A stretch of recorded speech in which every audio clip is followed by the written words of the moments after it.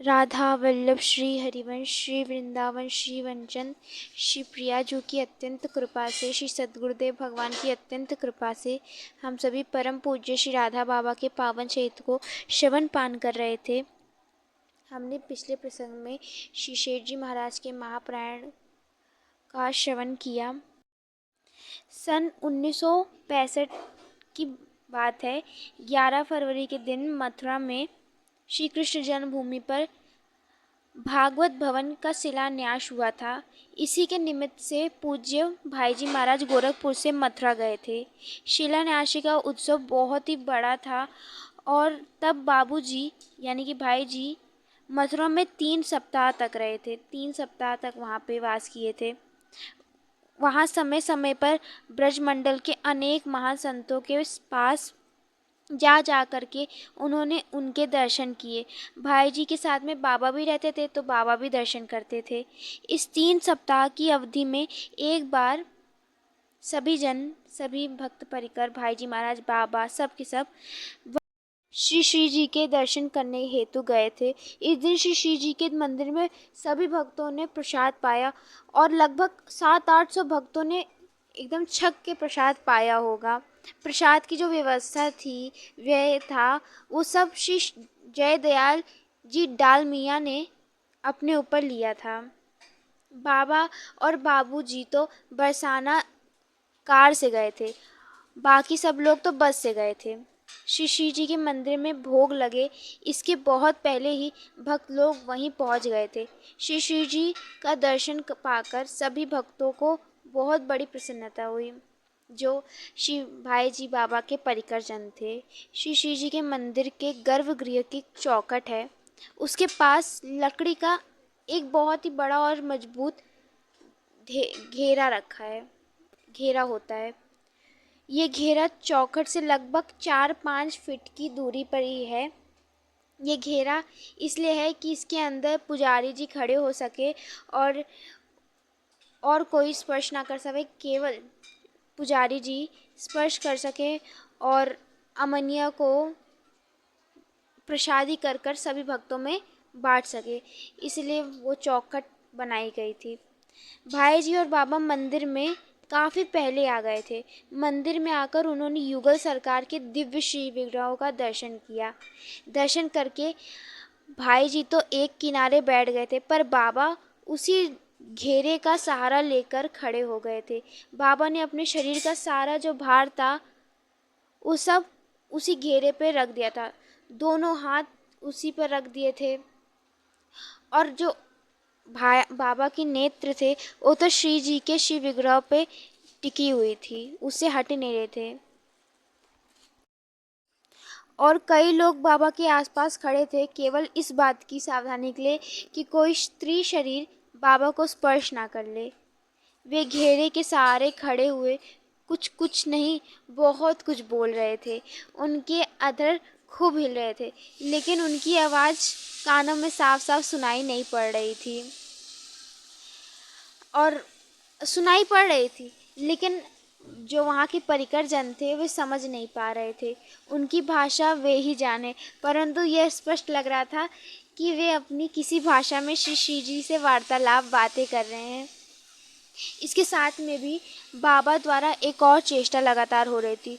उनके दोनों हाथ तो घेरे पर टिके हुए थे, किंतु वे रह कर अपने पैर को कभी उठाते कभी गिराते, कभी उठाते कभी गिराते, कभी दाहिने पैर और कभी बाएं पैर उठाने गिराने का क्रम चलता रहता था। उनके हाथ तो घेरे पे थे, उनका जो पूरा शरीर का भार था वो भी घेरे पर ही टिका हुआ था, किंतु जब बाएं पैर का घुटना मुड़ता तो बाईं एड़ी बाएं जंघे तक आ जाती और इसी प्रकार की बात दाहिने पैर के साथ भी होती, यानी कि कभी दाहिने एड़ी दाहिने जंघे को स्पर्श करती तो कभी बाएं एड़ी बाएं जंघे को स्पर्श करती। ये भावमयी स्थिति लगभग पौने घंटा बाबा की चलती रहे। बाबा ऐसी चेष्टा क्यों कर रहे थे ये तो नहीं पता, ज़रूर वो श्री प्यारी जी को रिझाने के लिए कुछ ऐसा चेष्टा कर रहे होंगे। बाबा की इस भावमयी स्थिति की ओर बहुत लोगों का ध्यान आकृष्ट होने लग गया कि बाबा क्या कर रहे हैं। अनेक लोग बाबा के पास परंतु कुछ हटकर बैठ गए और उनकी इस भावमयी स्थिति को देखते रहे कि बाबा क्या कर रहे हैं। इस दर्शन में लाला श्री हरगुलाल जी भी थे, जो श्री वृंदावन के अति विख्यात रसिक और रसज्ञ थे। श्री डालमिया जी के आत्मीय भरे अनुरोध पर सामान्य लाला जी श्री जी के मंदिर में भोग की और भक्तों के भोजन की सारी व्यवस्था संभालने के लिए वृंदावन से बरसाना आए हुए थे, जिन्होंने करवाया था। बाबा की इस भावमयी स्थिति को देखकर वे भी परम विस्मित हो गए थे, मतलब कि बड़े विस्मय में पड़ गए थे कि बाबा क्या कर रहे हैं। सामान्य श्री लाला जी इस दृश्य से इतने अधिक प्रभावित हुए कि उन्होंने अपना एक ग्रंथ प्राण पुष्पांजलि बाबा को बाद में भेंट स्वरूप प्रदान कर दी। यानी कि कुछ साल बाद इस ग्रंथ में प्रिया प्रीतम श्री राधा कृष्ण के एकांत निकुंज की अंतरंग केली का वर्णन था है। यह अंतरंग केली सार्वजनिक वस्तु नहीं है, अपितु मात्र सुयोग अधिकारी के लिए ही अवलोकनीय है। इसका वही अधिकारी है जो प्रिया प्रीतम की अंतरंग लीलाओं को समझ सके, जान सके। ये वस्तु एकमात्र अधिकारी के हाथ लगे। इसलिए ऐसा सुनने में आया था कि सामान्य लाला जी ने प्राण पुष्पांजलि ग्रंथ की केवल 200 प्रतियां ही आर्ट पेपर पर छपवाई थी। उसमें से उन्होंने एक प्रति बाबा को भेंट स्वरूप में प्रदान कर दी थी। ये जो संत थे ये बहुत ही रसिक थे, तो बाबा को बार बार देख देख कर ये बलिहारी जा रहे थे। बाबा घेरे का सहारा लिए हुए श्री जी के समक्ष खड़े हुए बहुत देर तक दर्शन कर रहे थे। भोग का समय हो जाने पर श्री जी के मंदिर के जो पट थे वे लग गए। पट के बंद होने के बाद भी बाबा उसी प्रकार वहीं पे देर तक खड़े रहे। थोड़ी देर बाद इनके लिए एक आसन घेरे से हटकर लगाया गया और भाई जी ने बाबा को वहीं पे बैठा दिया, क्योंकि बाबा वहीं पे खड़े हुए थे। एक बड़ा छोटा सा प्रसंग है जो भगवान श्री विष्णु और बाबा के बीच का संभाषण है। बाबा की कुटिया के बाहर बाड़े के भीतर अमरूद का एक पेड़ है।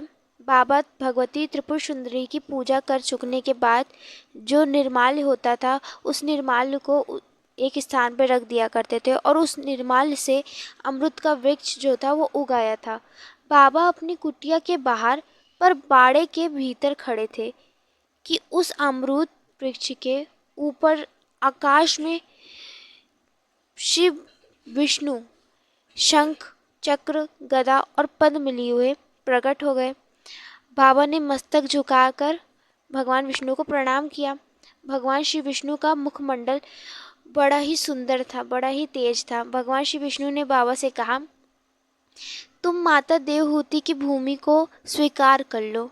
माँ देवहूति जो हैं वो शांख शास्त्र के प्रवर्तक आचार्य श्री कपिल मुनि जी की ही माता थी, जिनकी गणना जो है वो 24 अवतारों में भी आती है। श्री विष्णु जी के शांख शास्त्र में ज्ञान तत्व का विशेष विवेचन और प्रतिपादन है, और जहाँ बाबा को जाने के लिए भगवान विष्णु बात कर रहे थे वहाँ प्रेम से ज़्यादा ज्ञान है। वहाँ पे प्रेम से ज़्यादा ज्ञान को सर्वश्रेष्ठ माना जाता है और सर्वोपरि माना जाता है। लेकिन जो बाबा थे वो तो प्रेमी उपासक, रस में डूबे हुए महात्मा, और उनके लिए तो सब कुछ प्रेम ही प्रेम। भगवान श्री विष्णु के वचनों से प्रेरणा पाकर वे बाबा जो अपने दिव्य स्वरूप में प्रतिष्ठित थे, उन्होंने भगवान श्री विष्णु जी के सामने एक अपनी मांग रख दी। जब मांग को श्री विष्णु जी ने सुना तो वह कहने लग गए कि अभी काल अनुकूल नहीं है, यानी कि अभी जो समय है वो ठीक नहीं। तब बाबा ने कहा, पर आप तो सर्वसमर्थ हैं, आप तो कुछ भी कर सकते हैं। काल के नियामक और नियंत्रण भी तो आप ही हैं। अनुकूल काल का निर्माण आपके लिए कठिन कार्य नहीं है। बाबा का ऐसे कहते ही जो भगवान श्री विष्णु थे वो अंतर्ध्यान हो गए। उस पुरातन प्रसंग को सुनाकर बाबा बता रहे थे, भले भगवान श्री विष्णु उस समय तथास्तु नहीं कहे, पर उनके सामने मेरी अर्जी तो आ ही गई। रह रह करके उनको मेरी अर्जी पर विचार करना ही पड़ता होगा। बाबा ने ये नहीं बताया कि उन्होंने भगवान विष्णु के सामने क्या मांग रखी थी। बाबा ने बस इतना ही प्रसंग बताया था। मृत्यु के बाद जीव की क्या गति होती है और स्थूल शरीर, सूक्ष्म शरीर और कारण शरीर का पारस्परिक संबंध क्या है, इसी पर बाबा कुछ बातें अपने अनुभव और अध्ययन के आधार पर बता रहे थे कुछ साधकों को। शव माने है यह सूक्ष्म स्थूल शरीर जो दिखता है, स्थूल शरीर जिसका सूक्ष्म और कारण शरीर से संबंध विच्छेद हो चुका है। जो स्थूल होता है वो दिखता है और जो सूक्ष्म और कारण है वो इन नेत्रों से नहीं दिखता। वह संबंध विच्छेद ही मृत्यु है। जब वो सूक्ष्म शरीर स्थूल शरीर में से निकल जाती है तब जो व्यक्ति होता है वो मृत्यु घोषित हो जाता है। मृत्यु होते ही सूक्ष्म शरीर कर्म फल के अनुसार तुरंत अन्य लोक या अन्य शरीर में चला नहीं जाता।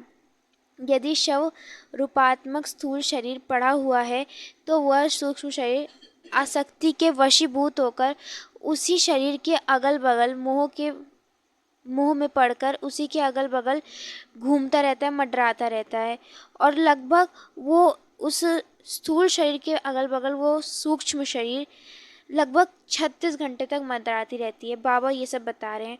स्थूल शरीर में रहते हुए सूक्ष्म शरीर का जिन जिन से संबंध या संपर्क हुआ था उन सभी को वह शव के पास देखता रहता है और पूर्व की भांति उनसे मिलना चाहता है, उनसे बात करना चाहता है, पर वो असहाय होता है कि वो उनसे बात कर सके। बाबा ने बताया जब पंडित श्री जवाहरलाल नेहरू जी की मृत्यु हुई थी तो उनके शव का दाह संस्कार लगभग 30 घंटे बाद हुआ था।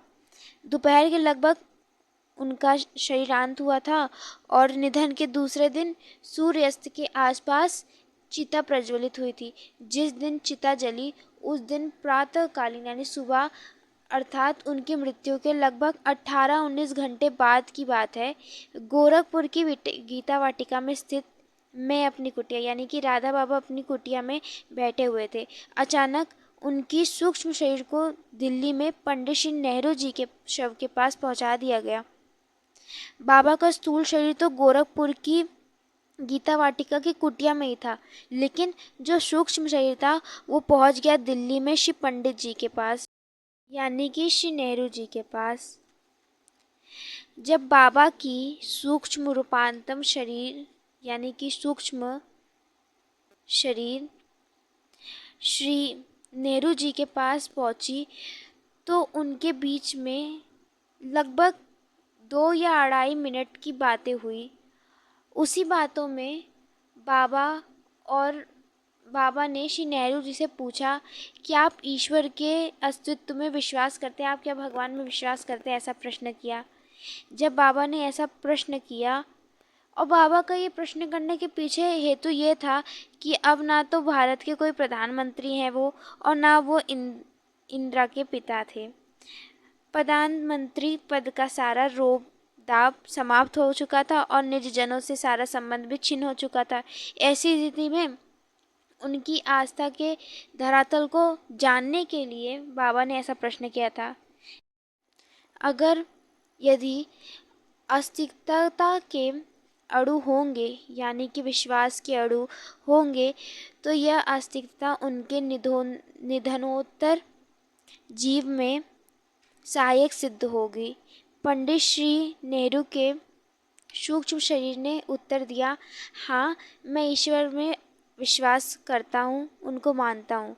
उनसे यह उत्तर पाकर बाबा बड़े प्रसन्न हुए। इसके बाद बाबा ने पूछा कि क्या आप प्रसन्न हैं? तब इस उत्तर पर नेहरू जी के सूक्ष्म शरीर ने कहा, नहीं मैं प्रसन्न नहीं हूँ। इसके बाद उनसे और भी कई बातें हुई जिनको बाबा नहीं बता सकते। 2-2.5 मिनट के बाद बाबा फिर अपनी गीता वाटिका की कुटिया में पहुँच गए। उन्होंने जो कहा कि मैं प्रसन्न नहीं हूँ वह ठीक ही कहा। बाबा कह रहे प्रसन्न वही हो सकता है और वही रह सकता है जिसके मानव शरीर में कर्म श्रेष्ठ रहे होंगे, क्योंकि उस सूक्ष्म शरीर से अब प्रधानमंत्री पन का रोब-दाब काम तो करेगा नहीं। वह तो इस मृत्यु लोक से परे का जगत है जहाँ खरे सत्य का साम्राज्य है। हाँ, इतना ज़रूर है कि उनके सूक्ष्म शरीर की किरणें उत्तम कोटि की थी। उनके जीवन में अनेक गुण थे, यही कारण था कि उनके चतुर्दिक व्याप्त प्रभा मंडल भी उत्तम कोटि का था।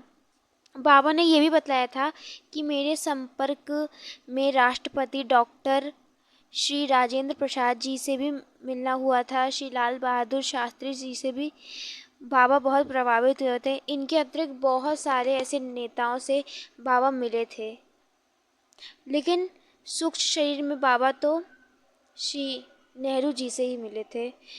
तो श्री जी की अत्यंत कृपा से अभी प्रसंग को यहीं विश्राम देते हैं। कल आगे के प्रसंगों को हम सभी भक्तजन श्रवण करेंगे। प्रिया जी की अत्यंत कृपा, श्री सद्गुरुदेव भगवान की अत्यंत कृपा ऐसी ही हम सभी पे बरसती रहे। तब तक के लिए आप सभी भक्तों को राधा वल्लभ श्री हरिवंश।